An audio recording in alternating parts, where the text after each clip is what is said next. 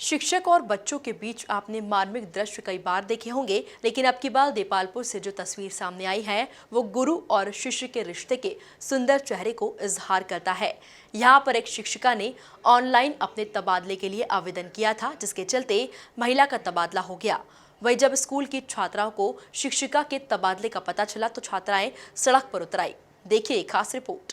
देपालपुर के शासकीय कन्या उच्चतर माध्यमिक विद्यालय में पदस्थ एक शिक्षिका उषा गीते का ट्रांसफर देपालपुर से हटाकर दूसरे स्थान पर हो गया था, जिसको लेकर विद्यालय की सैकड़ों छात्राएं सड़क पर उतर आईं और हाथों में तख्तियां बैनर लेकर देपालपुर के विभागीय कार्यालय पर पहुंच गई, जहां उन्होंने शिक्षिका के ट्रांसफर को रुकवाने की मांग करते हुए जमकर नारेबाजी की।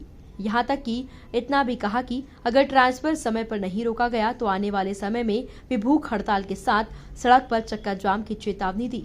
हम श्रीमती उषा जी गीते का ट्रांसफर रुकवाने के लिए यहाँ पर एकत्रित हुए हैं, क्योंकि वो पिछले कई वर्षों से पढ़ा रहे हैं हमें, और वो ऐसे शिक्षक है जिनकी वजह से हम एकत्रित हुए, और जो एकता का भाव है वो उनकी वजह से हमारे अंदर पैदा हुआ है, और जो भी एकता है हमारे अंदर वो उनकी वजह से आई है। और अगर वो चले गए स्कूल से तो हमारी जो एकता है वो खंड खंड हो जाएगी, बिल्कुल अलग हो जाएगी।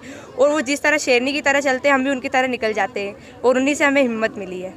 तो आने वाले समय में अगर हमारी मांगे पूरी नहीं की गई तो हम सभी छात्राएं हड़ताल पर उतर जाएंगी, क्योंकि हमें हमारी शिक्षक जो है श्रीमती उषा जी गीते वही चाहिए, उनकी जगह कोई ले ही नहीं सकता। कैसी हड़ताल करेंगे आप?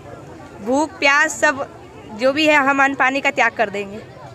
सर, जो हमारी मैम है उन्होंने हमें बहुत कुछ सिखाया, और जो भी हमारी सिचुएशन रहती है, जो भी प्रॉब्लम होती है, उनका हर सिचुएशन हमारी मैम निकालती है। हमें मतलब उन्होंने ही हमें बहुत कुछ सिखाया, और हमारे जो माता पिता हैं वो हमें सिर्फ हमारी मैम के ऊपर ही भेजते हैं। जो गीते मैम है उनकी वजह से ही हम स्कूल आ पाते। वो हमारे माता पिता की तरह हमें पढ़ाती है, मतलब हमारी हर प्रॉब्लम का सॉल्यूशन निकालती है। आने वाले समय में अगर जो अगर जो हमारी मैम का ट्रांसफ़र नहीं रुकाया तो हम हड़ताल पर उतर जाएंगे। उनके लिए हम वापस ऐसा ही करेंगे कुछ। एसडीएम कार्यालय पर हुए हंगामे के दौरान कई छात्राएं रोती हुई भी दिखाई दी।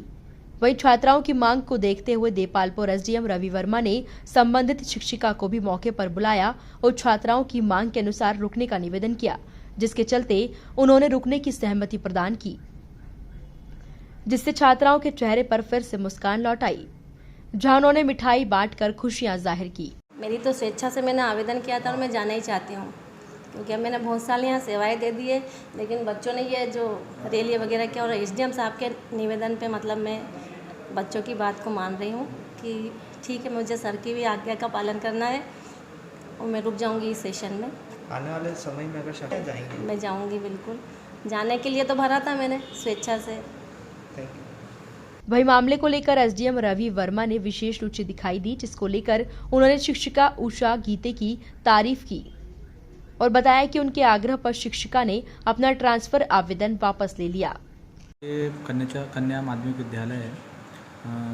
इसकी लगभग 100 से ज़्यादा बच्चियाँ आज तहसील परिसर में आई थी, और उनका ये अनुरोध था कि वहाँ शिक्षिका हैं एक उषा गीते मैडम, उनका स्थानांतरण यहाँ से इंदौर हो गया है। तो बच्चियों का ये मत था और सभी बच्चियों का ये कहना था कि वो स्थानांतरण रुकवा दिया जाए सर।